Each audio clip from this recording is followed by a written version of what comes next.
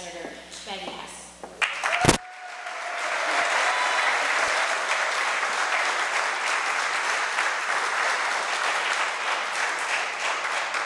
First of all, thank you to Kendra and to all the organizers of this event tonight, and thanks to all of you for being here.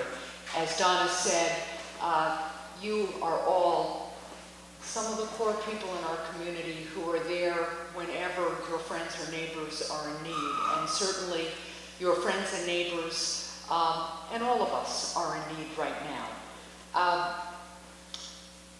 We're here tonight where we don't want to be as a state and as a community.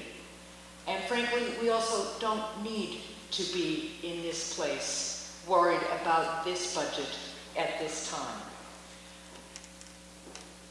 We've been presented by a false choice with the people who are in Concord now. They are telling you that we can either be fiscally responsible or we can take care of each other.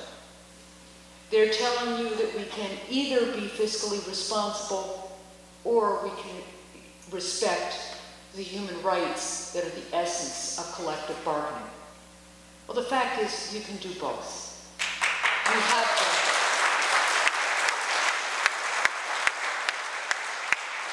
It is possible to be fiscally and morally responsible at the same time. And in fact, I would argue that you can't be fiscally responsible without taking care of the moral side of the ledger. And I think we all know that.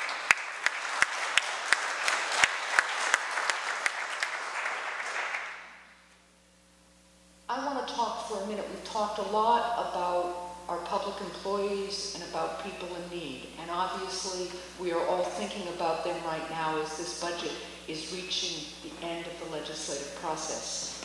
But I want to talk a little bit, too, about what our business community is thinking about. You know, the best social program in the world is a job. The best way to pull any group of people out of difficult times is to grow the economy. And in order to do that, you have to invest in public safety and in education and in roads and bridges and in healthcare and in each other. What we know about states where there are union rights, the states like New Hampshire that have up to now rejected the right to work movement or the right to work for less movement, what we know about states that have unions is that the average wage is about $5,300 more per year. We know that in states, well, I'll do the inverse for a minute because the percentages work more clearly. In states that are right-to-work states that don't protect collective bargaining rights, 21% fewer people have health insurance. And we know that in those same right-to-work states, there are 23 of them in the United States, there are 51% more workplace deaths than in states that protect union rights. So what I know is that when we respect the right of every man and woman to collectively bargain, to join a union, what we know is that the economy will be stronger and that the citizens will actually need fewer government services than in those right-to-work states. This budget, rather than investing in economic development, cuts state troopers, cuts budget for domestic violence intervention and protection and awareness in half, drastically cuts the community college budget while community college enrollment has gone up 15%. Why has it gone up 15%? Because we need skilled workers. Our businesses are having trouble finding skilled workers, and community colleges are great value to help people get ready to work in these high-tech industries. This budget cuts the UNH budget by 45%.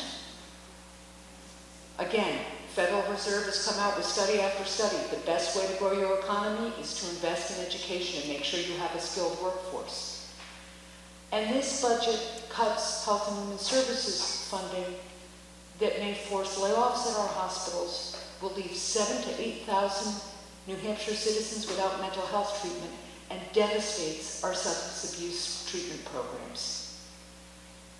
This budget even has proposed cutting snow plowing, taking away that function from our Department of Transportation. It is a budget that thinks that if you don't fund plowing, it won't snow.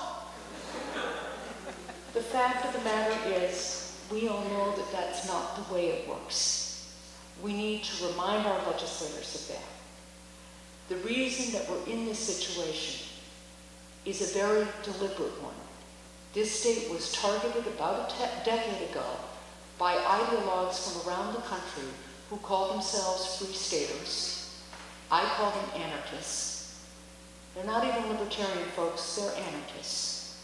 They have repealed compulsory education in New Hampshire, a statute we have had on the books since 1871, and they seem to be driven by a belief that only strong people, only lucky people, have a role to play in this society, and everybody else should just take what the strong and the lucky will leave the rest of them.